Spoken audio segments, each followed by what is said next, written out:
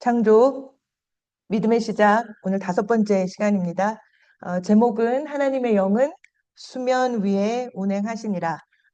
본문 말씀 읽고 시작하도록 하겠습니다. 함께 읽으시겠습니다. 시작. 태초에 하나님이 천지를 창조하시니라.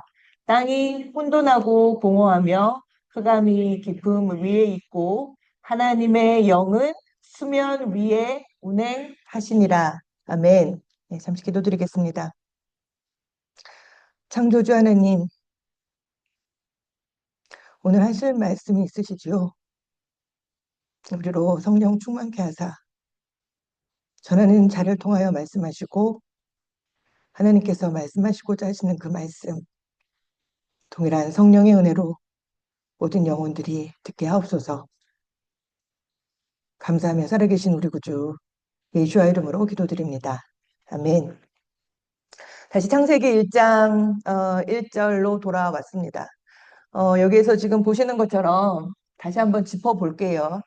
처음에 태초에 하나님께서 처음 만드신 것들이 무엇인지 지금 여기에 나와 있는 두 절로 찾아보도록 하겠습니다.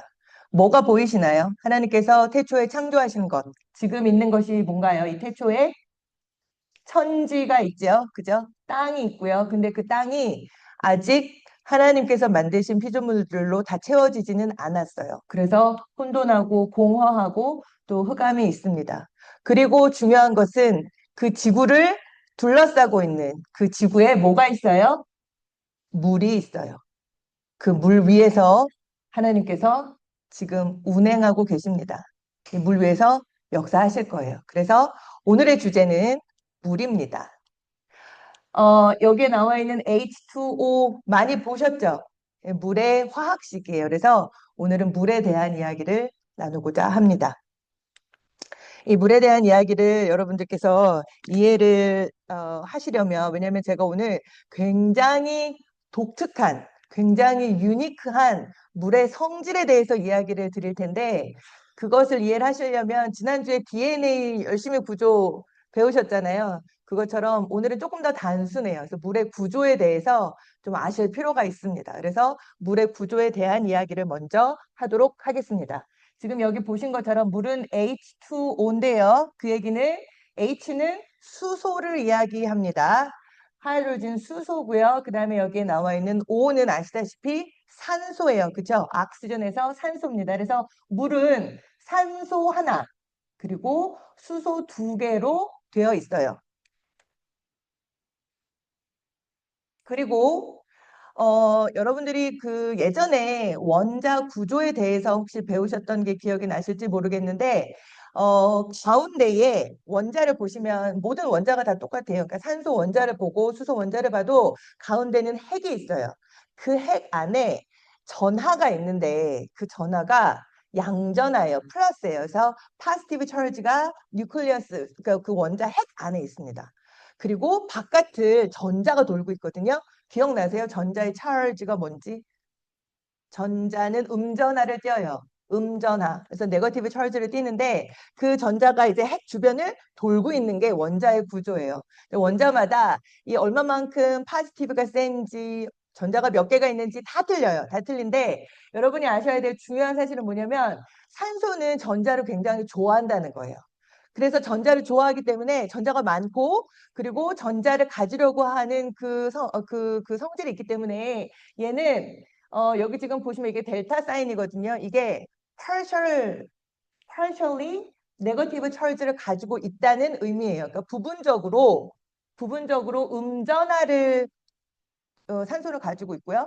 그리고 수소는 산소보다는 전자를 가지려고 하는 그 성질이 좀 약해요. 그러다 보니까 원래 이렇게 무언가 결합이 일어나려면 얘네들이 가지고 있는 전자를 공유하거든요. 그래서 이걸 공유 결합이라고 하는데 누가 더 세다고요? 전자를 가지려고 하는 그 성질이 산소가 더 크다고 하다 보니까 공유하고 있는 전자가 산소 쪽으로 더 많이 가 있어요. 그러니까 산소는 전체적으로 봤을 때 조금 더 음전하가 크고 대신에 산소는 여기 델타 플러스라고 되어 있는데 부분적으로 조금 더 파지티브 charge가 더 큽니다. 그래서 이 두 개가 그렇게 되어 있고요. 이 결합을 공유 결합이라고 그래요. 근데 이 구조를 여러분들이 아셔야 돼요. 이게 그러니까 이온이랑은 좀 틀립니다. 이온이랑은 여기 델타 사인이 붙어 있는데, 이온은 원래 중성 원자가 전자를 완전히 잃어버리면, 전자 하나가 마이너스 1이거든요. 네거티비티가 마이너스 1이에요. 그러니까 하나를 잃어버리면 파지티브 양이온이 되고, 그리고 하나를 더 얻으면 얘가, 그러면 전자 하나가 더 많아지기 때문에 완전한 음이온이 돼요. 마이너스 1을 갖는데, 이 사인은 뭐냐면 그냥 둘 사이에 공유하고 있는 전자가 산소 쪽으로 조금 더 가 있어. 그래서 전자의 density, 전자의 밀도가 산소가 조금 더 높아. 이거를 표시해 주는 사인이에요. 이해되시죠? 근데 이게 왜 중요하냐면, 물 주변에 다른 물들이 있잖아요. 물 주변에 다른 물들이랑 결합을 해요. 자, 보세요. 여기 지금 산소는 마이너스 찰지를 띠고 있다고 말씀을 드렸죠. 얘는 파지티브예요. 부분적으로. 자, 그런데 옆에 다른 문이 오면 얘네들이 서로 끌어당기는 힘이 있어요. 기억하실지 모르겠는데, 플러스는 누구를 좋아하죠? 양전하는 마이너스 전화를 좋아하죠. 그러니까 플러스 마이너스는 서로 잡아당겨요. 여러분들 자석 생각하시면 됩니다. 그런데 같은 전화끼리는 서로 밀어내죠. 플러스 플러스 같은 자석끼리 붙이려고 그러면 막 이렇게 밀어내잖아요. 그런 것처럼 같은 전화는 밀어내고 다른 전화는 서로 잡아당기는 힘이 있어요. 서로 좋아해요. 자, 그러면 옆에 다른 물이 있다고 한번 생각을 해보세요. 그러면 요 수소 쪽에, 수소는 플러스 전화가 있다 보니까 물이 오면, 물은 산소가 음전하를 가지고 있다고 그랬죠? 이 둘 사이에 서로 좋아하는 힘, 끌어당기는 힘이 있어요. 그걸 어트랙션이라고 하는데, 이 어트랙션은 제가 여기 표시한 것처럼 약간 점선이잖아요. 그 얘기는 뭐냐면 이게 서로 움직이죠? 그러면 이 결합은 끊어질 수 있어요. 그러니까 요 결합은, 이 공유 결합은 결혼했다라고 생각을 하시면 돼요. 잘 안 끊어져요.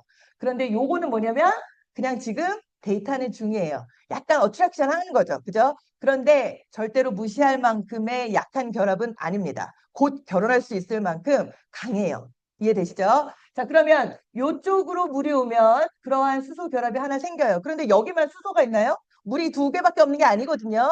그러면 옆에 또 물이 있을 때 여기 수소랑 산소랑 또 수소 결합을 해요. 오늘 여러분들이 기억하셔야 할 결합 이름이 바로 이 수소 결합이에요. 하루 종일 수소 결합만 말씀하시면 됩니다. 자, 이쪽을 보세요. 또 여기는 산소가 마이너스 전하를 띠고 있죠? 그러면 이제 옆에 있는 물 누가요? 수소가 플러스 전하를 띠고 있기 때문에 얘네 둘 사이에 또 수소 결합을 해요. 또 이쪽으로도 하나 더 할 수 있습니다. 그래서 물 하나당 최대 4개까지의 수소 결합을 할 수가 있어요. 이게 굉장히 중요한 결합이고, 이 결합 때문에 물이 가진 독특한 성질이 있습니다. 그래서 오늘은 그거에 대해서 말씀을 드릴게요. 이제 그것을 이해하시기, 이제 물에 대한 이야기를 하기 전에, 물은 제가 좀 유니크하다고 말씀을 드렸잖아요. 그럼 다른 일반적인 물질들은 어떠냐? 그 물질들의 상태에 대해서 비교를 하시기 위해서 일반 물질들의 상태에 대해서 한번 짚고 넘어가도록 하겠습니다. 지금 여러분들 아시는 것처럼 물질의 3가지 상태가 있어요. 그렇죠? 고체, 액체, 기체. 3가지의 상태가 있습니다. 고체는 뭐죠? 고체는 여러분들이 아시다시피 굉장히 단단하잖아요. 여기에서 이렇게 보시는 것처럼 이 각각의 고체 분자들이 굉장히 규칙적으로 배열이 되어 있어요. 그리고 굉장히 단단하게 결합을 하고 있습니다. 그리고 고체의 그 모양이 있어요. 일정한 모양이 있고, 이게 고체를 여러분들이 가지고 있는, 예를 들어서 어떤 물질, 자, 금 덩어리가 있다. 금 덩어리 생각만 해도 좋으시죠? 그 금 덩어리를 컵에다 넣는다고 그래서 그 금 덩어리 모양이 변하지 않잖아요. 그렇죠? 그런 것처럼 이 고체는 일정한 모양, 그리고 걔가 가지고 있는 부피가 있어요. 왜냐하면 이 분자들 사이에는 공간이 없거든요. 굉장히 타이트하게 잘 결합이 되어 있어서 모양과 부피가 일정합니다. 이게 고체예요. 그런데 요 사이에 얘네들이 운동 에너지를 가지면서 조금 움직여요. 물처럼. 리퀴드죠. 액체. 조금 움직이다 보면 얘네들 사이의 거리가 어떻게 돼요? 에너지가 있어야 이게 얘네들이 움직입니다. 여러분들도 힘없으실 때 가만히 계시지만 움직이시려면 드셔야 되잖아요. 그러니까 에너지가 있으면 분자들이 서로 움직인다고요. 움직이다 보면 지금 고체랑 비교하셨을 때 액체는 조금 더 중간중간 공간이 보이시죠? 자, 이 액체는 여러분들이 그 액체를 담아놓는 그 용기의 모양을 따라갑니다. 그쵸? 물을 컵에다, 예쁜 컵에다가, 동그란 컵에다 따르시든 아니면 긴 컵에다 따르시든 부피는 똑같은데 모양은 달라지잖아요. 이게 액체예요.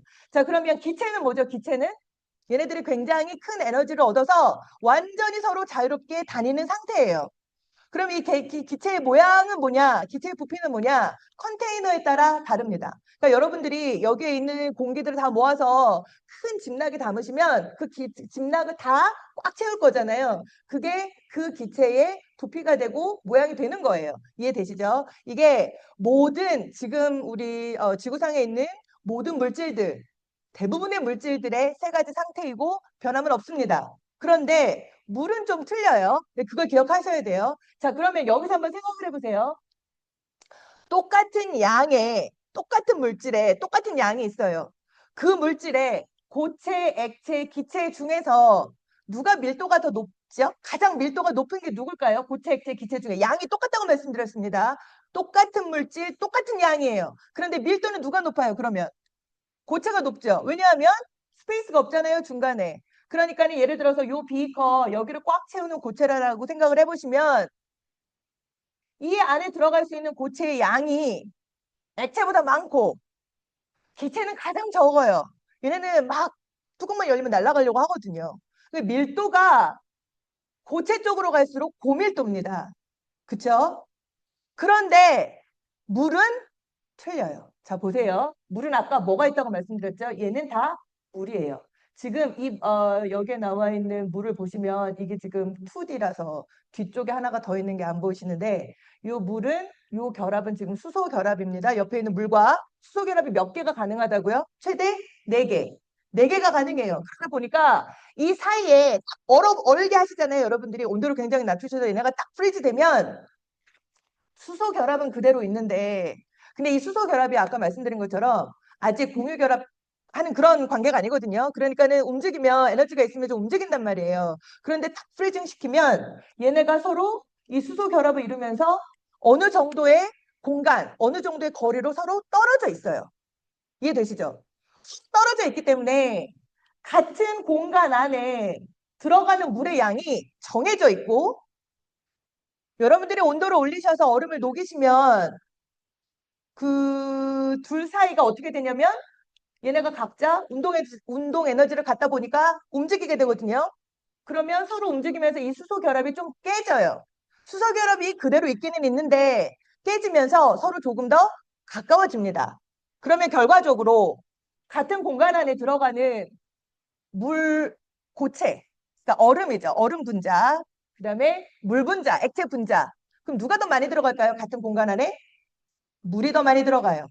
액체, 물이 더 많이 들어가는 거예요. 그러면 밀도는 어떻게 돼요? 누가 더 밀도가 클까요? 고체, 얼음의 밀도 아니면 물, 액체의 밀도. 이 경우는 물이에요. 이해되시나요? 그래서 여러분들이 얼음을 조금 더 깨시기가 쉬워요. 다른 고체 덩어리보다. 그죠? 망치로 똑 치면, 숟가락으로 탁 치면 얼음 깨지잖아요. 왜요? 중간중간 수소 결합을 하고 있는 그 분자들 사이에 공간이 있어요. 그리고 여러분들이 얼음을 물 위에 띄우시면, 답을 말씀드렸을 때, 물 위에 딱 넣으시면 얼음이 뜨죠? 가라앉지 않아요. 그런데 다른 물질들은 어쩔까요? 고체 밀도가 높기 때문에 다 액체 속으로 가라앉는단 말이에요. 그런데 얼음만 물 위에 떠요. 지금까지 이상하네. 생각해 보신 적 있으실까요? 없으시죠? 태어나서부터 항상 그랬으니까. 항상 그랬기 때문에 전혀 이상하게 생각 안 하셨을 텐데 그것 때문에 여러분들이 바다를 보시면 바다에 겨울에 얼음은 잘 안 얼지만 그러나 오션 위에 언물이 그대로 떠 있죠. 자, 이게 만약에 고체 아이스가 더 밀도가 높아요. 그러면 겨울이 돼서 물이 얼면 이 언물들이 어떻게 될까요? 밀도가 만약에 높다면 다 가라앉겠죠. 다 가라앉는데 여러분 아시다시피 저 바다, 저 오션 밑은 굉장히 깊고 그리고 위에는 막 여름이어서 더워도 저 물속에 깊이 10m, 100m 들어가시면 아직도 차가워요. 이해되시죠? 그러니까 이 얼음이 만약에 그냥 그대로 저 오션 밑으로 가라앉는다 그러면 압력도 굉장히 높고요. 다음 겨울이 올 때까지 이 얼음이 다 녹지 못한다는 얘기예요. 그러면 진화론자들은 이 지구가 수십억 년, 수백억 년 이렇게 이야기하잖아요. 만약에 여기에 있는 지구의 물이 다 저렇게 얼어서 그렇게 오랜 시간 동안 가라앉는다면 아마 지금쯤 지구상의 물은 굉장히 부족하거나 없을 수 있어요. 그러니까 그 물이 녹지 않는다면 이해되시죠? 그런데 감사하게도 이 얼음이 물 위에 뜨기 때문에 여름이 되고 온도가 조금 올라가면 금방 또 녹아요. 녹다 보니까 물의 양이, 지구의 물의 양이 어느 정도 유지가 되죠. 지구의 물의 양이 어느 정도 되는지 아십니까? 지구 표면을 덮고 있는 물의 양이 약 70%예요. 70%가 물이에요. 그러면 아마 70%? 그럼 내 몸 안에도 그 정도 물이 있는데 생각하실 텐데 그래서 거의 비슷해요. 지구를 살고 있는 지구의 부피 그 지구 표면에 있는 물의 양도 한 70% 되는데 우리 몸도 그 정도 물이 있잖아요. 그런데 그 70% 중에서 바닷물의 양이 97.5%예요. 평균. 97.5%. 여러분 바닷물 드실 수 있나요? 짜서 못 먹어요. 그러면 우리가 먹을 수 있는 생명체들이 먹을 수 있는 염분이 없는 물의 양은 몇 프로다? 한 2.5%밖에 안 돼요. 그 물의 양이 얼음의 밀도가 낮기 때문에 그래도 유지가 되는 겁니다. 또 하나, 만약에 이 얼음이 밑으로 계속 가라앉는다고 생각을 해보세요. 자, 그 안에 있던 많은 물고기들이 갑자기 위에서 뭔가 내려오는 거예요. 겨울이 돼서 두꺼운 얼음층이 생기면서 그냥 내려오는 거죠. 그러면 그 밑에 있는 물 안에 있는 생명체들은 다 깔려 죽습니다. 이해되시죠? 그래서 이 물이 얼음의 부피가, 얼음의 밀도가 액체보다 낮기 때문에 이 지구의 모든 생명체가 유지가 됩니다. 왜 밀도가 왜 낮다고요? 물의 밀도가 낮은 이유는 수소결합. 오늘 그 얘기를 하셔야 돼요. 계속. 물 분자 하나 사이에 최대 4개의 수소결합. 물이 수소결합을 하고 있기 때문에 그리고 물이 그 수소결합을 할 수 있는 산소와 수소로 되어 있기 때문에 밀도가 낮은 거예요, 얼음이. 그것 때문에 지구의 모든 생명체들이 살고 우리가 지금 살고 지구의 물의 양이 이렇게 유지가 되고 있는 겁니다. 자, 물의 또 다른 성질은 뭐냐면 끓는 점과 그리고 녹는 점. 그러니까 여러분들이 물을 끓이실 때 물이 몇 도에서 끓는지 아시죠? 물이 몇 도에서 끓죠? 100도에서 끓죠. 물이 몇 도에서 얼죠? 0도에서 얼죠. 그거 다 아시잖아요. 근데 그거 굉장히 이상하게 생각 안 하실 수 있는데 화학을 하는 사람들은 이게 굉장히 높은 온도예요. 누구에 비해서? 비슷한 사이즈를 가진 다른 분자들에 비해서, 다른 그 물질들에 비해서는 물이 굉장히 높은 온도에서 녹고 아니면 높은 온도에서 얼고 그리고 굉장히 높은 온도에서 끓는 애예요. 여기 지금 보시면 제가 다른 예들을 가지고 왔어요. 지금 물은 H2O인데 이게 분자량, 이게 뭐냐면 그러니까 물의 무게예요. 물의 무게가 요 정도 됩니다. 자, 얘는 메탄이에요. 천연가스의 주 원료이기도 하고 죽은 사체들 아니면 유기물들이 분해될 때 나오는 그런 가스거든요. 그리고 여러분들 그 가스레인지 쓰시잖아요. 이게 꺼져 있을 때도 그래도 아주 굉장히 소량이지만 조금 나올 수도 있는 그런 가스입니다. 근데 메탄 가스의 분자량도 보면 물이랑 비슷하죠. 그리고 암모니아 잘 아시죠? 암모니아도 사이즈는 비슷해요. 크기는 비슷하단 말이에요. 자, 그런데 녹는 점을 보시면 메탄은 몇 도에 녹는다고요? 영하 182도. 암모니아가 어느 온도는 영하 78도. 자, 그럼 이 암모니아 메탄이 언제 끓어요? 영하 164도. 암모니아는 영하 33도에서 끓는다는 얘기는 뭐예요? 기차가 된다는 얘기죠. 그러면 다른 요 정도 사이즈의 수소가 붙어 있고 다른 이제 수소 대신에 다른 여기는 탄소, 여기는 질소가 붙어 있잖아요. 얘네들이랑 비교를 해보면 얘의 녹는 점과 끓는 점이 굉장히 높다라는 생각이 드시죠? 평균을 따졌을 때는 물 분자가 그냥 한 영하 한 60도, 70도 그 정도에서 끓거나 녹거나 뭐 하여튼 이래야 돼요. 영하여야 된다고요. 그러면 우리는 살 수가 없죠. 물은 0도가 돼야 녹고 아니면 0도가 돼야 얼고 그 다음에 100도가 넘어야 100도가 돼야 물이 끓기 시작합니다. 그러면 얘네들은 왜 이렇게 녹는 점과 끓는 점이 높으냐? 자, 물이 녹는다는 얘기는 얼음이 고체가 녹는다는 얘기가 무슨 얘기죠? 고체가 녹는다.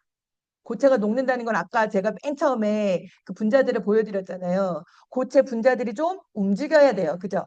액체에서 기체로 되려면 더 많이 움직여야 돼요. 그 움직이려면 뭐가 필요해요? 에너지가 필요하죠. 여러분들의 에너지를 어떻게 주세요?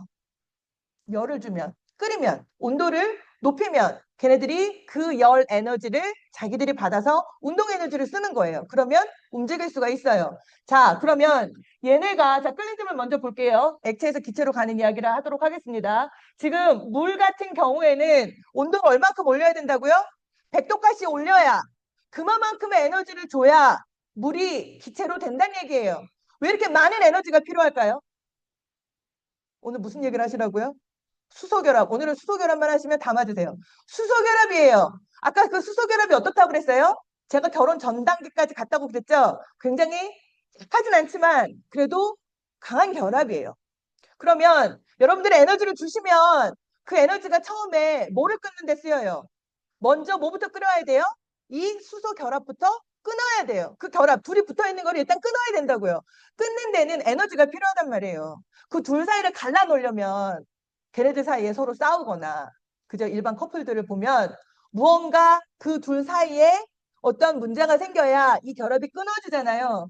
그러면 분자들은 뭐냐면 에너지를 주셔야 된다고요. 에너지를 줘야 얘네가 에너지를 받아서 액체가 기체로 되는데 물 같은 경우에는 물 액체들 사이에 무슨 결합이 있어서 수소 결합이 있어서 먼저 그 결합을 끊는데 이 많은 에너지가 쓰이는 거예요. 많은 에너지가 쓰이다 보니까 액체로 이제 그걸 다 끊어내면 이제 기체로 올라갈 수 있는 거죠. 그 결합이 다 끊어져야 싱글이 되는 거예요. 수소 결합 때문에 그렇습니다. 수소 결합이 무시할 결합이 아니에요. 끓는 점을 보시면 얘랑 비교했을 때는 거의 200도 차이, 200도 이상의 차이가 나잖아요. 이해되시죠? 이게 왜 중요할까요? 그러면 우리 지금 지구의 기본 온도, 지금 뭐 여름, 뭐 겨울 이렇게 평균 온도가 조금 틀리긴 하지만 대체적으로 온도가 어느 정도 되나요? 지구? 더울 때는 뭐 30도, 지금 요새 굉장히 덥잖아요. 40도? 뭐 겨울 되면 영하로 내려가는 경우도 있고. 그러면 그 지구의 온도를 여기다가 넣어보세요. 그 온도가 어디랑 어디 사이예요? 그 온도가 요 사이죠? 한 뭐 20도, 30도 봄에 되면 여름 돼도 30도 뭐 그 정도? 만약에 우리가 메탄 때문에 사는데 메탄이 이렇게 빨리 끓어서 다 기체로 돼버리면 지구에는 액체가 없잖아요. 물의 끓는 점이 굉장히 낮으면 우리는 기체 안에서 살아야 돼요. 살 수가 없죠. 그래서 물의 이 녹는 점과 끓는 점 사이가 0도에서 100도씩 되는 것이 정말 감사한 겁니다. 그런데 이렇게 유지시켜 주는 게 누구 때문이에요? 수소결합 때문이라고요. 반대로 생각하시면 어떻게 생각하실 수 있냐면 걔네들이 서로 버텨주는 거예요. 에너지를 온도를 아무리 높여도 버텨주는 거죠. 온도가 변하지 않아요. 그래서 여러분들 왜 음식 하실 때 물 끓이면 물 끓일 때 좀 기다리셔야 되잖아요. 기름을 끓여 뭐 튀김한다 그래서 기름 끓이시는 것보다는 늦게 끓죠. 물 같은 경우에는. 자, 그런데 바닷물의 그러니까 어는 온도는 아까 그냥 일반 물, 굉장히 순수한 퓨어 물 같은 경우에는 0도씨였는데 바닷물은 이거보다 더 낮아요. 더 낮아요. 아시죠? 겨울에 우리 앞바다, 우리 그 길 앞마당에서 물이 얼 수 있는 그 온도에 아직 저 바다는 괜찮아요. 왜 그렇죠? 뭐가 틀려요? 물은 염분이 많죠. 거기에 염분이 많잖아요. 다른 물질들이 그 안에 들어가 있다고요. 자, 그럼 생각해 보세요. 지금 아까 얼려면 액체를 이제 액체에서 고체로 어는 걸 생각해 보셔야 돼요. 그럼 어떻게 해야 돼요? 걔네들이 에너지를 다 잃어버리고 이제 서로 움직이지 못하고 서로 딱딱딱딱 붙어야 되죠. 그게 고체잖아요. 그런데 물 안에 다른 물질들이 있는 거예요. 염분들도 있고 다른 광물도 있고 그러면 그렇게 염분이 물 안에 있기 때문에 쉽게 말하면 얼기가 쉽지 않다는 거죠. 더 온도를 더 낮춰줘야 돼요. 보시면 바닷물에 어는 점 우리가 염분을 계산을 했을 때 한 영하 2도 정도 되네. 아, 그럼 별로 뭐 그렇게 낮은 거 아니라고 생각하실 수 있는데 전체를 생각하셔야 돼요. 여러분들 물 예를 들어서 끓이실 때 100도가 되면 물론 이제 위에 물 표면에 있는 애들은 막 끓기 시작해요. 근데 저 밑에서 물이 아직 끓진 않죠. 그 얘기는 뭐냐면 여러분이 들통에 무언가를 국을 끓이실 때 그 들통을 가득 채우고 있는 물, 모든 물의 양이 100도씨가 되어야 막 끓으면서 다 기체로 올라가는 거예요. 여기도 마찬가지입니다. 0도씨가 되면 물론 이제 얼음이 생기기 시작하는데 모든 액체가 다 0도씨가 되어야 완전히 다 오는 거거든요. 그러면 바닷물의 양은 엄청 많잖아요. 그러니까 바닷물, 그 정도 염분을 가지고 있는 물을 얼리려면 영하 2도쯤 되면 물이 얼기 시작하는데 문제는 그 물이 엄청 많다는 거죠, 오션에는. 그러면 그 오션 전체를 다 영하 2도로 내리려면 사실 밖의 온도는 더 낮아야 돼요. 그리고 오랜 시간 동안 그 바다를 다 영하 2도로 만들어줄 만큼. 그런데 그 전에 봄이 오죠. 그 전에 봄이 와요. 그래서 다 얼지를 못해요. 그리고 아까 얼어도 위에 좀 언 애들은 봄 되면 이제 또 녹겠죠. 그쵸? 그리고 압력도 있어요. 압력도 있다 보니까 저 밑에 물들은 굉장히 얼기가 힘들죠. 밑으로 내려가면 내려가서 우리는 사실은 살기가 힘들잖아요. 압력이 너무 세서. 그래서 물의 어는 점이 이렇게 요 정도밖에 바닷물의 어는 점이 영하 2도가 된다 할지라도 실질적으로 바닷물은 전체적으로 다 얼지 않습니다. 그리고 또 하나 물이 밑에 어때요? 해류라고 그래서 물이 계속 움직이죠. 가만히 있는 애들이 아니에요. 그러니까 계속 움직이다 보니까 얼기가 굉장히 힘듭니다. 그러면 바닷물이 얼면 안 되냐? 어느 부분은 좀 얼어줘야 돼요. 그게 어디예요? 극지방이죠. 극지방은 굉장히 큰 빙하로 덮여 있죠. 이게 왜 중요하냐면 이 빙하가 태양에서 오는 에너지를 반사시켜 줍니다. 다시 우주로 내보내요. 그 얘기가 뭐예요? 빙하가 없으면 그 많은 에너지가 다 지구로 반사시켜 주는 애가 없으니까. 근데 지금 빙하가 많이 녹고 있죠. 결과가 뭐죠? 지구의 온도가 올라가고 있잖아요. 지구의 온도가 요새 엄청 덥죠. 제가 그 하이웨이를 타면서 이렇게 하늘을 보면 구름이 엄청 나요. 구름이. 그 얘기는 뭐예요? 온도가 지금 굉장히 지구가 뜨거워서 많은 물들이 지금 다 증발하고 있다는 이야기죠. 그러니까 폭우가 그 구름에서 비가 내리면 엄청난 폭우들이 지금 온 지구 곳곳으로 심각하죠. 자, 왜 그렇다? 왜 어는 점과 녹는 점이 다른 거에 비해서 높다? 수소결합. 잘하셨어요. 자, 다른 성질을 또 가르쳐 드릴게요. 자, 이 물이 비열이 또 높아요. 여러분들 바닷가에 가시면 자, 한여름 요새 바닷가 맨발로 걸으실 수 있을까요? 모래사장? 모래사장. 모래사장은 요새 맨발로 걷기가 힘든 게 모래가 굉장히 뜨거워요. 모래가 굉장히 뜨겁잖아요. 그런데 바닷물은 들어가실 수 있으시죠? 그 왜 그렇죠? 그러면 똑같은 온도인데 똑같은 태양 쬐고 있는 여기는 모래 여기는 바다인데 모래는 굉장히 뜨겁고 바다는 들어갈 만하고 열을 흡수하는 양이 틀리다는 이야기예요. 이걸 비열이라고 하는데 비열이라고 하는데 여기서 지금 보신 것처럼 열을 보관할 수 있는 능력이에요. 그러니까 이게 뭐냐면 자 이게 단위입니다. 이게 줄이라는 단위예요. 들어보셨죠? 줄 에너지 단위입니다. 에너지 단위고 이게 per 1g 그리고 이게 1도라는 이야기예요. 그러니까 이게 무슨 얘기냐면 물 1g을 1도씨 올리려면 요만큼의 에너지가 필요해요. 물 1g을 1도씨 올리는데 이만큼의 에너지가 필요한데 얘는요, 모래는요. 1g 모래 1도씨 올리는데 이거에 비해서 굉장히 적은 양이 필요해요. 즉 그 얘기는 뭐예요? 금방 뜨거워진다는 얘기죠. 금방. 조금만 에너지 줘도 모래는 금방 뜨거워져요. 그런데 물은 안 그래요. 왜 그럴까요? 수소결합 때문이죠. 아까 말씀드렸잖아요. 에너지를 주면 얘가 자기들이 운동 에너지를 갖고 자기들의 온도를 전체적으로 온도를 올리는 데 쓰는 게 아니라 주는 에너지를 뭐 하는데 일단은 결합들이 끊어지는 데 쓰이는 거예요. 에너지를 많이 주면 막 이렇게 움직이면서 결합들이 좀 끊어져요. 그 결합들이 끊어지는 데 쓰이기 때문에 시스템의 온도를 올리는 데 남는 열이 없는 거예요.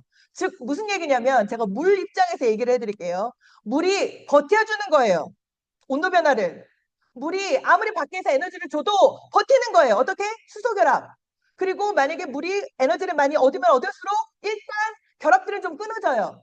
그러나 물 전체적으로 온도가 올라가지는 않죠. 쉽지 않다는 얘기예요. 물을 못 올리는 게 물의 온도를 올리기 어렵다는 말씀을 드리는 거예요. 이게 비열이에요. 열을 보관하는 능력이 크다.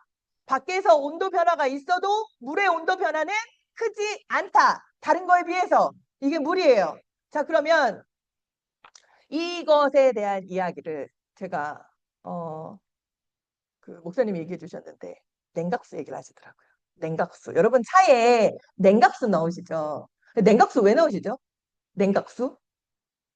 냉각수를 넣어야 엔진에서 나오는 열을 엔진은 굉장히 뜨거운데 냉각수는 그만큼 온도가 올라가지 않아요. 그만큼의 그 메탈이 금속들이 뜨거워지는 만큼 물은 그렇게 쉽게 뜨거워지지 않는다는 거죠. 그러니까 엔진 주변을 돌면서 그 냉각수가 어느 정도 열을 흡수해서 자기가 지켜주는 거예요. 여러분의 차를.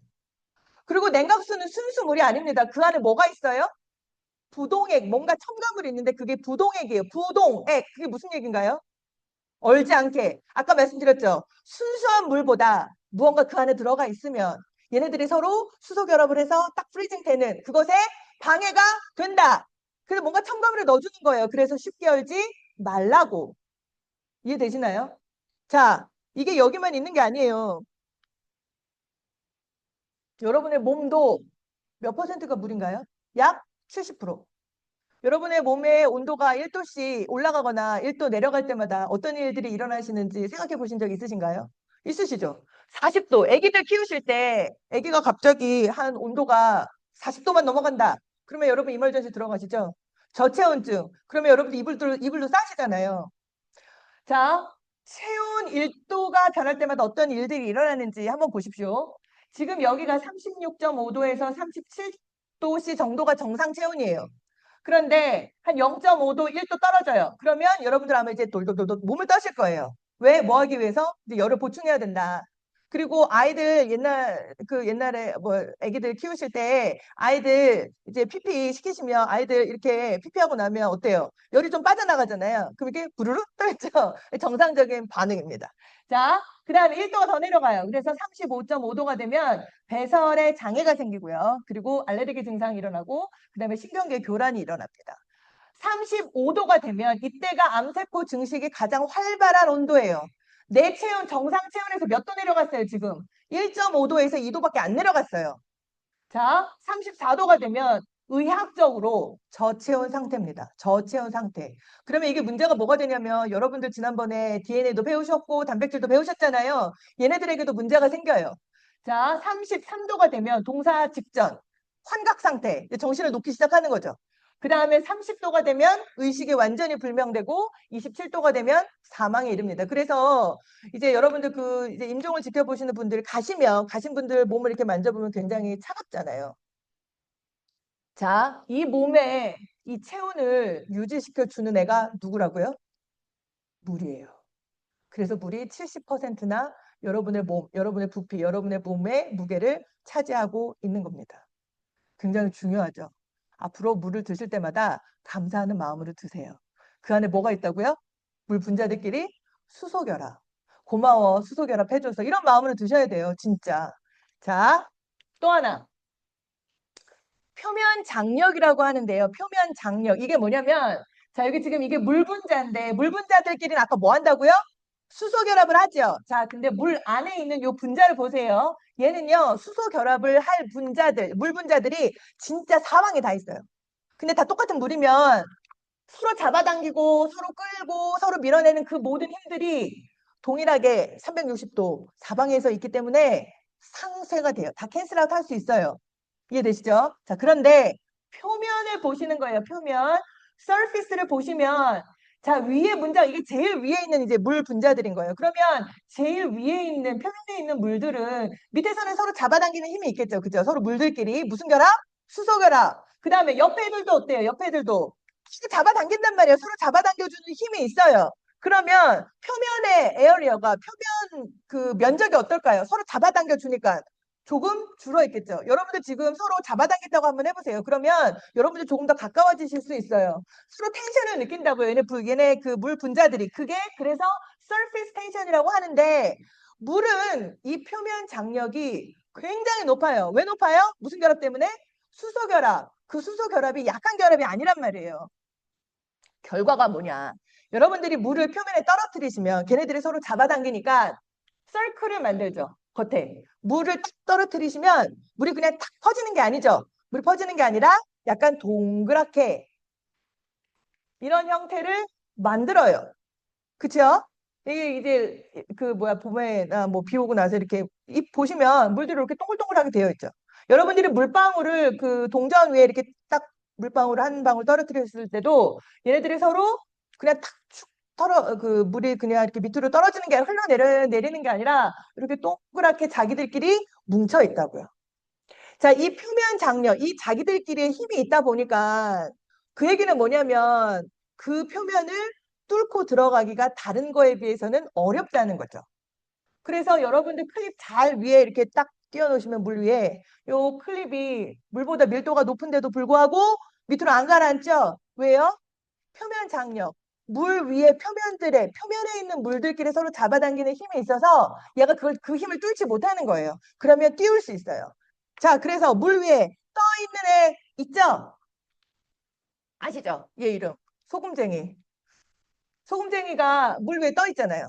자, 물 위에 떠다니는 다른 동물이 있어요. 그게 굉장히 유명하다던데, 그 도마뱀. 바실리스크 도마뱀 해가지고 물 위를 막 이렇게 가는 애 있거든요. 그 이상하게 보시나요? 아니죠? 근데 왜 예수님이 물 위를 걸으신 건 믿지 않으시나요? 그게 신화나 그냥 하는 이야기가 아니에요. 이렇게 물을 만드신 분이 걸으시겠다는데 그게 어렵나요? 절대로 야, 너네는 어떻게 그런 종교를 갖냐 이런 이야기를 하시는 분이 혹시 계시면 증거를 보여주세요. 이걸 만드신 분이 당연히 걸으실 수 있지. 이 정도의 능력은 있어야지 내 영혼을 맡기지. 아셨죠? 거기에 주눅 들지 마십시오. 아멘. 아멘. 자, 용해도를 또 볼게요. 이게 용해도가 왜 중요하냐면 지구상에 있는 웬만한 물질들과 물이 굉장히 친해요. 친해서 잘 녹여요. 여러분들 티 마시실 때 물에다가 타서 드시죠. 식초에 타서 드시지 않잖아요. 그리고 설탕물 만들 때, 소금물 만들 때 다 용매로 물을 쓰십니다. 그쵸? 자, 이거는 뭐냐면 여러분들 지금 요게 물이에요. 요거 산소 하나, 파란색 두 개는 수소 두 개. 이제 요거 익숙하시죠? 플러스 사인, 그죠? 그 다음에 여기 산소는 무슨 사인 있어요? 마이너스 사인 있죠? 자, NaCl이에요. NaCl. 소금입니다. 소금. 여러분들이 소금을 근데 넣으시면 소금이 금방 녹잖아요. 왜냐하면 소금은 이온 결합을 하고 있어요. 그래서 얘네들을 물에 넣으면 Na, 소금, 소디움 플러스 그리고 염화, 요 Cl 마이너스로 금방 나눠져요. 소금이. 근데 플러스는 마이너스랑 좋아한다고 말씀드렸잖아요. 플러스 마이너스 서로 좋아하고 플러스 플러스 싫어하고. 자, 그러면 여기 소디움 플러스 얘는 양이온이다 보니까 주변에 물도 힘이 있거든요. 물도 전하가 있기 때문에 힘이 있어요. 정확하게 이온만큼의 힘은 아니지만 물이 플러스 마이너스가 딱 들어오면 가서 붙는다고요. 그러면 지금 여기 보신 것처럼 소디움 플러스 얘는 양전하기 때문에 양이온이기 때문에 플러스니까는 마이너스 음전하, 부분적 음전하를 가진 산소가 이렇게 쭉 동그랗게 쉘을 만들어요. 얘도 마찬가지입니다. 그러니까 이게 지금 약간 사이즈가 조금 극대화됐지만 Cl 같은 경우에도 염화 이온 같은 경우에도 주변으로 자 얘는 이제 마이너스니까 이온이니까 주변에 누구요? 플러스 부분적 양전하를 가지고 있는 산소들이 가서 붙는다고요. 이거는 자연적 현상이에요. 자기들끼리 가서 붙는다는 게 아니라 그냥 플러스는 마이너스를 좋아해요. 그죠? 플러스는 서로 밀어내요. 그래서 이런 이온들 뿐만이 아니라 그러면 이온만 뭐 그렇게 하냐? 그건 아니에요. 저희는 암모니아인데 암모니아는 이 NH3가 물에 넣었을 때 아까 소금처럼 나눠지진 않아요. 왜냐하면 이건 강한 공유 결합이거든요. 암모니아라는 물질을 만들기 위해서 N과 H가 결합하고 있는 이 결합은 물과 산소, 물 안에서 산소와 그리고 수소가 결합하고 있는 이 공유 결합만큼 강해요. 그래서 이게 이 결합이 끊어지진 않는데 얘도 마찬가지로 물처럼 질소가 전자를 더 좋아해요. 그래서 여기 지금 보시면 전하라는 표시가 되어 있죠. 자, 그러면 여기도 델타 플러스 델타 마이너스 둘 사이에 서로 잡아당기는 힘이 있어서 암모니아를 물에 넣으시면 그래도 잘 녹는 것처럼 여러분들 아마 보이실 거예요. 자, 이것뿐만이 아니에요. 여러분들 지금까지 뭐 DNA도 배우셨고 단백질도 배우셨으니까. 근데 그 단백질 구조 가운데에는 이런 것도 있어요. 이렇게 꼬여 있는 나선 구조 같이 이렇게 꼬여 있는 그런 구조가 단백질 안에 있거든요.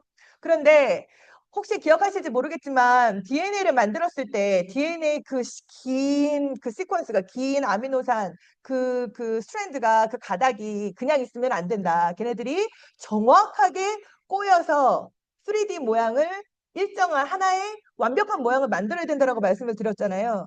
그럴 때, 자, 단백질을 만드는 애가 누구라고요?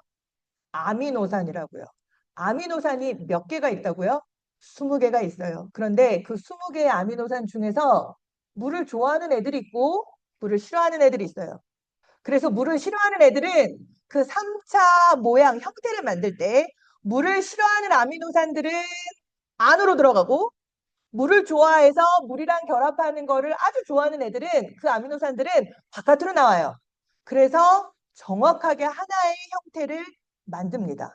이해되시죠? 그래서 이 물이 70%를 차지하고 있기 때문에 뭐 바이오 연구하시는 분들이나 아니면 약을 디자인하시는 모든 분들 그리고 뭐 진짜 닥터들 뭐 하여튼 이 바이오에 관련된 일을 하는 모든 분들은 물에 대해서 생각을 하셔야 돼요. 왜냐하면 물이 70% 정도를 차지하고 있기 때문에 약 만드는 사람들도 이거 도대체 약을 먹었을 때 이게 물과 어떤 반응을 할지 물론 물 때문에 물이 중요한 물질들을 다 운반해주죠. 물이 없으면 녹지도 않고 운반도 못해요. 중요한데 그 물들 때문에 이렇게 물이 가서 붙으면 약효가 떨어질 수 있잖아요. 그렇기 때문에 어떤 거는 캡슐을 씌우기도 하고 어떤 거는 주사로 놔놓으라고 하고 입으로 먹으면 다 분해돼서 녹아서 약효를 나타내지 못하기 때문에 급한 거는 주사로 놓기도 하죠. 그러니까 그 모든 것들을 고려하는 게 우리 몸의 70%를 차지하고 있는 물입니다. 단백질도 그리고 DNA도 이 물의 성질, 주변에 싸고 있는 물 때문에 걔네가 가지고 있는 독특한 형태들이 있는 거예요. 이해되시죠? 자, 그러면 지금까지 이 물이 가지고 있는 굉장한 중요성과 독특한 성질들을 보셨는데 뭐 때문이라고요? 하나님께서 물을 그렇게 만들어 놓으신 거예요. 수소와 산소로 그리고 네 개의 수소 결합을 할 수 있도록 이해되시나요? 자, 그러면 이 물이 어디서 오죠? 여러분들 물 어디서 드세요? 이 물의 근원이 있을 거 아니에요, 이제. 이번 주에 이삭 그 우물 파는 거 보셨죠? 어쩜 그렇게 잘 알려주시는지 파셔야 돼요. 땅을 파든 아니면 빗물 저장하든 그죠? 아까 그 아니 우주래 지구 표면의 70%를 덮고 있는 게 물인데 그중에서 97.5%가 어디? 저 바다에 있어요. 그러면 저 바다에 있는 물들이 우리를 살게끔 이 땅으로 올라와 줘야 되잖아요. 근데 바닷물이 거슬러서 땅으로 들어오나요? 땅에 있는 물들이 다 바다로 나가죠. 자, 다 밖으로 나갑니다. 그러면 그 물들이 이 지구 땅으로 올라와 줘야 되는데 방법이 뭐예요? 비죠. 그죠? 비잖아요. 비가 와 줘야 돼요. 그리고 물들은 증발을 해야 돼요. 그러면 증발하면 효과가 뭐예요? 자, 바닷물이 증발을 한다. 바닷물이 증발한다. 효과가 뭐죠? 증발하면 뭐만 올라가요? 자, 바닷물에 염분이 많은데, 염분이 있는데, 다른 물질들이 있는데, 순수한 물만 올라가죠. 그리고 순수한 물이 내려오는 거예요. 이해되시나요? 그렇게 지금까지 생각하고 사셨잖아요. 과학 시간에 배웠다고요, 우리가. 그런데 그 과학책에 그 내용이 적히기 전에 이미 성경에는 하나님께서 물이 그렇게 너희들에게 공급되고 있다 말씀하시는 구절이 있습니다. 욥기입니다. 함께 읽겠습니다. 시작. 그가 물방울을 가늘게 하시며 빗방울이 증발하여 안개가 되게 하시도다. 그것이 구름에서 내려 많은 사람에게 쏟아지느니라. 지금 여기 보시면 물방울이 있어요. 자, 물이 이렇게 뭐 강이든 호수든 바다든 있는데 어떻게 돼요? 가늘게 된대요. 그 가늘게 된다는 게 뭘까요? 올라간다는 얘기예요. 물이 액체보다 기체로 되면 더 부피가 작아지죠. 그죠? 올라가고 또 어떤 경우에는 빗방울이 뭐예요? 비가 내렸지만 내린 물들이 또 온도가 올라가면 많이 증발하죠. 구름 엄청 많다고 말씀드렸잖아요. 다 증발해요. 적은 양이면 뭐 지표면에 안개가 되기도 하지만 많은 물들이 위로 올라가서 거대한 구름을 만들죠. 그 거대한 구름이 이제 그 무게를 못 이겨서 내려오면 뭐가 되는 거예요? 비가 돼서 많은 사람에게 쏟아지죠. 이게 욥기서에 나오는 말씀입니다. 그런데 이게 그러면 여러분들이 이제 배우신 과학책에서 배우신 물의 순환이에요. 워터 사이클입니다. 여기도 지금 보시면 지금 여기에 바다에서 물이 이렇게 올라가기도 하죠. 바다에서 많은 바닷물이 증발하기도 합니다. 자, 그래서 대기에서 구름을 만들어서 이렇게 비로 내려오죠. 지표면에 적십니다. 그런데 그럼 이게 모든 물들이 다 다시 바다로 들어가냐? 아니에요. 다 필요한 곳에 흡수가 되고 또 땅 위로 올라온 애들은 중간중간 어떻게 돼요? 온도에 따라서 올라가기도 하고 안개를 만들기도 하고 증발이 됐다가 다시 또 내리기도 하고 이 물의 순환이 17세기 경에 어떤 과학자에 의해서 이야기가 되는데 17세기면은 BC예요? 아니면은 그러니까 예수님 오시기 전인가요? 예수님 오신 다음인가요? 예수님 오신 다음이죠. 그 전에 이 지표로 들어가는 땅에 대해서도 이야기를 한 성경 구절이 있어요. 그게 어디냐면 이사야 말씀입니다. 같이 읽겠습니다. 시작. 이는 비와 눈이 하늘로부터 내려서 그리로 되돌아가지 아니하고 땅을 적셔서 소출이 나게 하며 싹이 나게 하여 파종하는 자에게는 종자를 주며 먹는 자에게는 양식을 준과 같이 한다. 이 얘기가 어디 나온다고요? 욥기와 이사야예요. 그러면 이거는 예수님 오시기 전이라고요. 자, 그런데 과학자에 의해서 이 전체 물이 이렇게 도는 것 같아. 물이 증발하고 물이 그리고 다시 내리는 것 같아. 바닷물이 증발하는 것 같아. 이러한 것들이 정립이 된 것이 이 순환 과정을 완전하게 이해할 수 있도록 해준 과학자들이 있는데 그 중에 한 분이에요. 17세기입니다. 그러면 여러분 과학책이 성경 위가 아니에요. 과학책이 성경 위가 아니라 성경에 이미 다 써놓으셨어요. 그 왜 성경말이 왜 다 맞아요? 그 무엇을 증거하는 거죠? 성경말이 왜 다 맞냐고요. 자연에서 일어나는 일들을 보면 자연에서 일어나는 일들을 설명하는 그 성경 구절을 보면 그대로 돼 있잖아요. 왜 그런 거예요? 만드신 분이 써놓으신 게 성경이라 그래요. 어떻게 생각하시면 되냐면 과학책은 그냥 사람들이 발견한 이 세상의 질서를 써놓은 책이 과학책이에요. 절대로 그 권위가 성경보다 높지 않습니다. 어떻게 생각하시면 되냐면 예를 들어서 여러분이 어떤 뭐를 얘기를 할까? 커피 머신을 사셨어요. 커피 머신을 사셨는데 매뉴얼이 없어요. 자, 그럼 이제 써보는 거예요. 물을 뒤에 넣기도 하고 파우도 꽂아보고 이렇게 돌리면 되나 저렇게 돌리면 되나 얘는 뭐지? 써보시면서 아 물을 일로 넣어야지 물이 나오네. 경험하시는 거죠. 직접 써보시면서 나의 경험, 내가 이렇게 쓰니까 이렇게 돌아가더라. 얘는 이렇게 만들어졌네. 라고 여러분들이 써놓으신 게, 노트하신 게 그게 과학책이에요. 그러면 성경은 뭐예요? 그걸 만드신 분이 머신을 만든 사람이 매뉴얼을 써놓죠. 이거 이렇게 쓰십시오. 이거 이렇게 만들어졌습니다. 그 매뉴얼이 성경책입니다. 성경책의 권위를 과학책이 넘을 수가 없어요. 이해되시죠? 자, 이 물이 아까 말씀드린 것처럼 그 물이 이제 사람에게로 오겠습니다. 우리 몸의 약 70% 이상을 차지를 합니다. 나이가 들면 조금 빠진대요. 그래서 애들은 뭐 요 정도 되는데 우리 수연이 수민이는 아마 70%막 이렇게 될 거예요.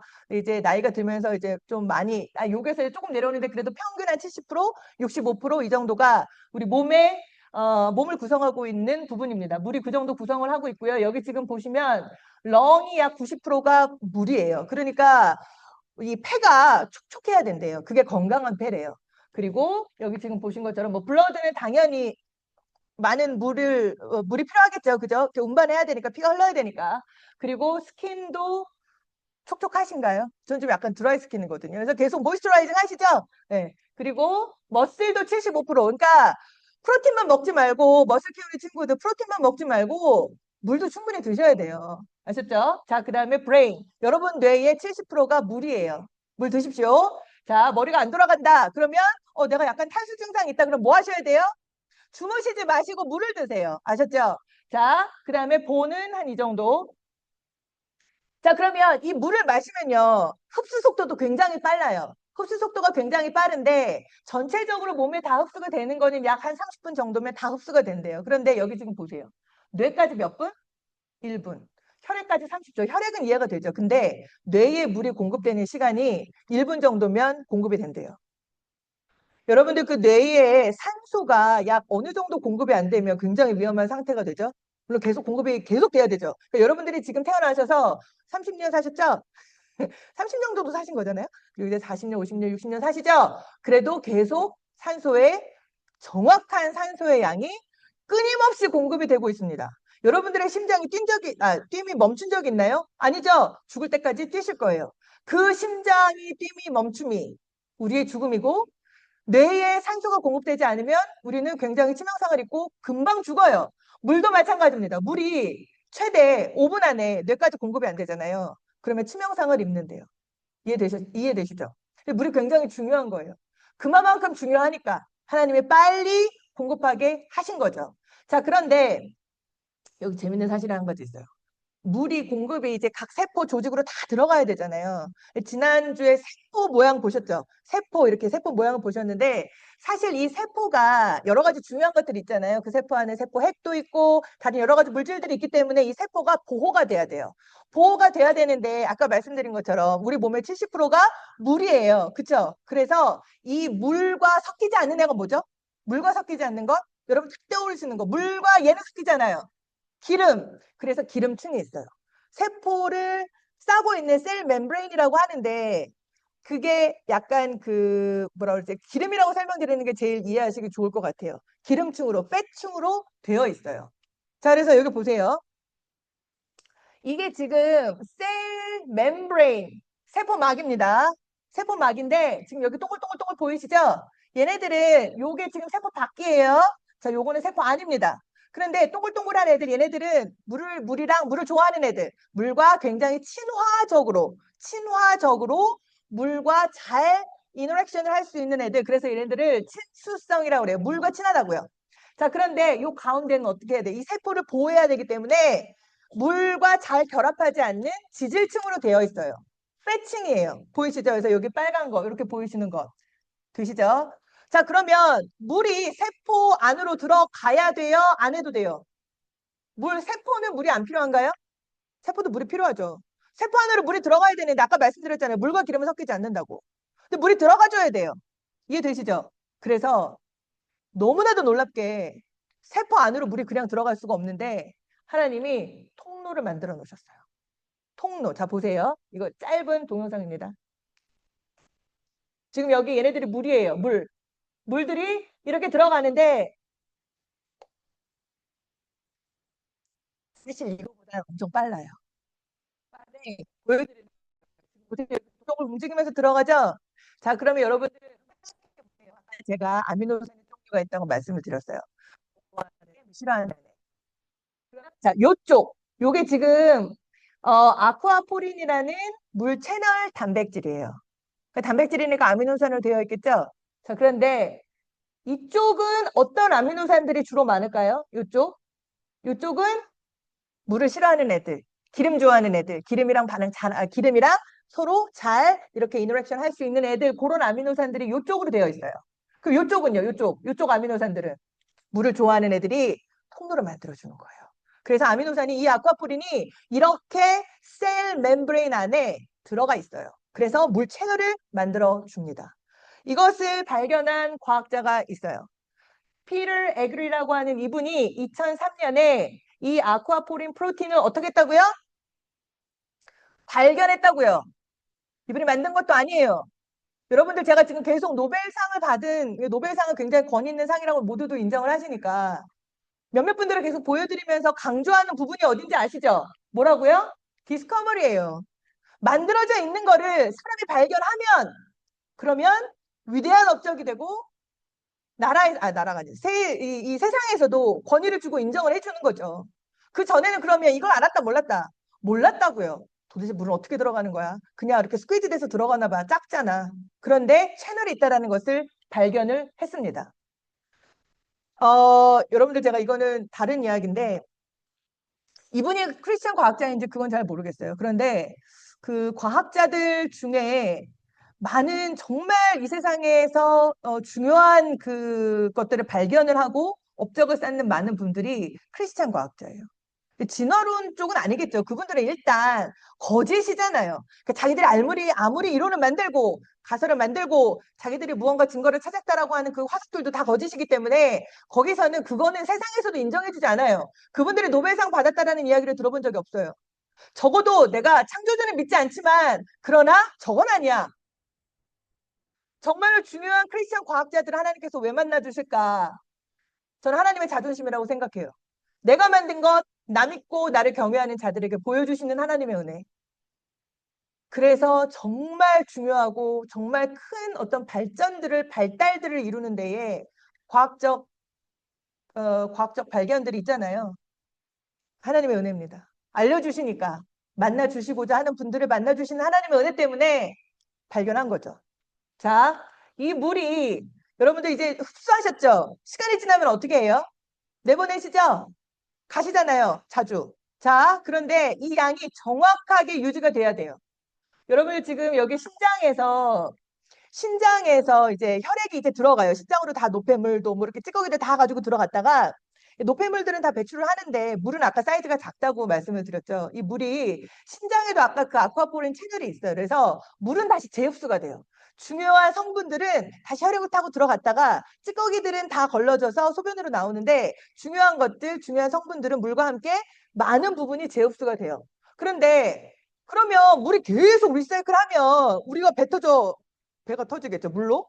여러분 물도 계속 드시잖아요. 땀으로도 나가고 소변으로도 나간다고요. 그러니까 어느 정도 유지만 되는 거예요. 우리 몸의 양이. 그리고 필요 없는 것, 너무 많은 것들은 이제 나가죠. 그런데 너무 많이 나가면 병이 돼요. 자, 여러분들 성인의 하루 평균 소변량이 1.5에서 2리터입니다. 이게 정상이에요. 그런데 이거보다 더블이 되죠? 그러면 이걸 요붕증이라고 합니다. 요붕증. 들어보셨어요? 요붕증. 이게 붕이 붕괴한다는 얘기예요. 붕괴된다. 그러니까 이 소변의 양을 정하는 이 다이비리스 인시피더스예요. 자, 이 양이 무너지면 이게 무너지면 어떻게 돼요? 소변이 너무 많이 나오는 거죠. 이 소변 양을 조절하는 게 여러 가지 것들이 서로가 서로 도움을 주면서 이 소변량이 조절이 되는데 뇌에서 뇌하수체에서 호르몬도 줘요. 야, 이 정도 소변만 내보내. 이 정도는 지금 몸에 필요해. 굉장하지 않습니까? 그런 메시지가 뇌에서 나와요. 또 아까 그 아쿠아포린 채널 있죠? 물 채널. 물 채널이 역할을 제대로 하지 못하면 흡수를 못해요. 그 여러 가지 요인들이 있는데 어찌됐건 너무 많이 나오면 병이 걸린다고요. 병에. 자, 그러면 요붕증의 증상이 있습니다. 자, 여러분 한번 보세요. 목이 마르신가요? 이때는 그냥 물을 드시면 돼요. 근데 굉장히 극한의 갈증을 느끼시면 요붕증 증상의 한 증상입니다. 왜냐하면 물이 거의 2배로 지금 나가고 있잖아요. 그쵸? 그리고 또, 예, 굉장히 많은 양이 나오고, 그 다음에 탈수 증상을 느끼는 거예요. 탈수 증상을 느끼고, 그 다음에 스킨이 드라이 되고, 그 다음에 너무 피곤하고, 뭐 이렇게 몸이 피곤하고, 그 다음에 어디가 막 드라이 되면 막 가렵고 막 그러시죠. 하여튼 이런 증상들이 동반이 되는 게 요붕증입니다. 자, 그러면 내가 목이 말라요. 어떻게 하셔야 돼요? 드셔야 돼요. 정해져 있는 양 있습니다. 아까 보신 것처럼 뇌까지 도달하는 시간 있습니다. 그리고 나오는 양도 정해져 있어요. 그리고 여러분들이 그 양이 유지가 안 되면 내 몸 안에서 그 양이 유지가 안 되면 갈증을 느끼시는 거예요. 여러분들이 지금 몸에 그 물의 양이 적음으로 인해서 느끼시는 그 갈급한 만큼 우리 영혼의 생명수가 누구시죠? 주님이시죠? 주님으로 갈급함을 느끼십니까? 느끼셔야 정상이에요. 그게 건강한 겁니다. 요한복음 말씀 읽겠습니다. 시작. 예수께서 대답하여 이르시되 이 물을 마시는 자마다 다시 목마르려니와 내가 주는 물을 마시는 자는 영원히 목마르지 아니하리니 내가 주는 물은 그 속에서 영생하도록 솟아나는 샘물이 되리라. 여러분들 지금 제가 물 이야기 결국 여기까지 오려고 말씀을 드린 거예요. 이렇게 중요한 물이 이렇게 작은 분자지만 여러분들이 지금까지 뭐 물 이제 사 먹는 그런 시대까지 왔지만 굉장히 하찮게 생각하실 수 있는 그 물이 그러나 그 물이 없으면 우리가 죽고 지구가 죽어요. 그리고 물은 정해진 양만큼 여러분 드셔야 돼요. 정해진 양보다 더 많이 소변으로 나가면 병이 돼요. 왜냐하면 내 몸에 일정한 양의 물이 유지가 돼야 되거든요. 그러면 하나님께서는, 예수님이 물이라고 말씀하셨는데 뭘 주는? 영생을 주는, 영생하도록 할 수 있는, 영생하도록 할 수 있는 물을 준다고 하셨는데, 그러면 그 물은 정해진 양이 없을까요? 우리가 영생하려면? 우리가 영생하기 위해서 하나님으로부터 충만해져야 되는, 주님께서 주시는 그 생명수로 충만해져야 되는 그 양은, 어린아이는 틀리고 어른은 틀린가요? 여러분이 신앙생활을, 모태신앙부터 태어났을 때부터 엄마 아빠 때문에 뱃속에서부터 나는 교회 다녔던 모태신앙이야. 그분은 더 많은 물이 필요하고, 아니면 나는 오래 먹었어 물. 그러니까 조금 덜 마셔도 돼. 아니면 이제 막 예수님을 믿은 분들은, 그래, 내가 지금은 엄청나게 많은 물을 먹어야지. 그러시나요? 제가 아까 말씀드렸죠. 수민이의 몸 구성 비율도, 여러분의 몸 구성 비율도 정확하게 약 70%예요. 그런데 우리는 주님으로부터 충만해져 있는가? 내가 주님의 생수를 마시는 그 양을 정하고 계시지 않나요? 시간이 필요하시나요? 아까 물 보셨죠? 1분 안에 뇌 공급이 된다고요. 5분 안에 물이 공급이 안 되면 죽는다고요. 그런데 우리는 5분 동안 주님을 떠나 있어도 괜찮아. 5일, 5달, 이 정도는 약간 브레이크. 여러분 5달 동안 물 못 드시면 죽어요. 5분만 해도 사람한테 굉장한 치명상을 입는데, 그러니까 이 얘기는 뭐냐면 주님께서 말씀하셨잖아요. 내가 주는 물, 이 물은 우리 육신을 살리는 그 물처럼 언제나 동일하게 공급되어야 하고 충만해져 있어야 합니다. 이 말씀을 하시면서 예수님께서 말씀을 하세요. 그 사마리아 여인에게. 자, 네가 만일 하나님의 선물과 네가 물 좀 달라 하는 이가 누구인 줄 알았다면, 네가 내가 누군 줄 알았으면 네가 나에게 부하였을 것이다. 내가 영원히 목마르지 않는 물을 줄 텐데, 여러분은 예수님이 누구십니까? 여기 예수님 말씀하시잖아요. 네가 내가 누군 줄 알았더라면, 네가 내가 누구인 줄 알았더라면, 그 주님이 누구십니까? 여러분에게 다시 창세기 1장 1절로 돌아가겠습니다. 수면 위에 운행하셨던 하나님의 영, 모든 천지 만물을 지으셨던 그 하나님의 영, 수면 위에 움직이셨던, 수면 위에 운행하시며 모든 피조물을 지으셨던 엘로힘 하나님, 함께 계셨던 하나님 성령님 예수님, 그리고 이 모든 만물을 지으셨을 때 하나님은 하나님을 엘로힘이라 말씀하셨습니다. 히브리어 배우셨으니까 이 주권자 되시는 하나님의 손이 어디에 있어요? 이거 물이라는 뜻이에요.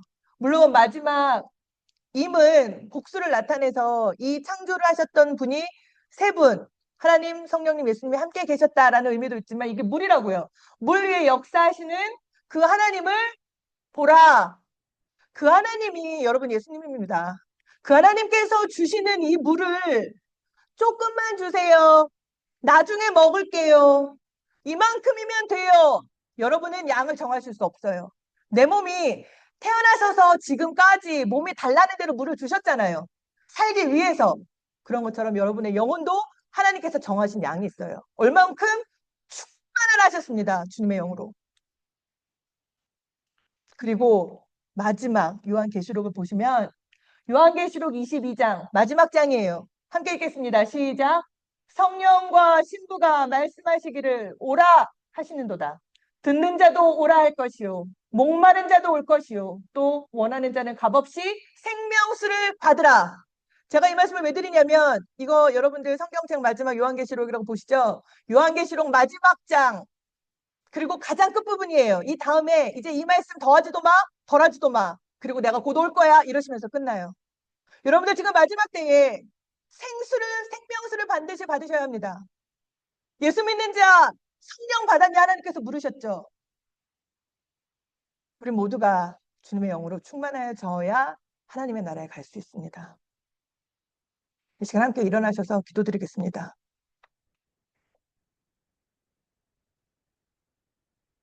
이 시간 주님으로 충만하여지기를 간절히 간구하며 나아갔으면 좋겠습니다. 이번 주 큐티 말씀에 이삭이 우물을 파는 그런 모습이 나오는데 이 우물을 파고 샘 근원을 얻으면 뭐예요?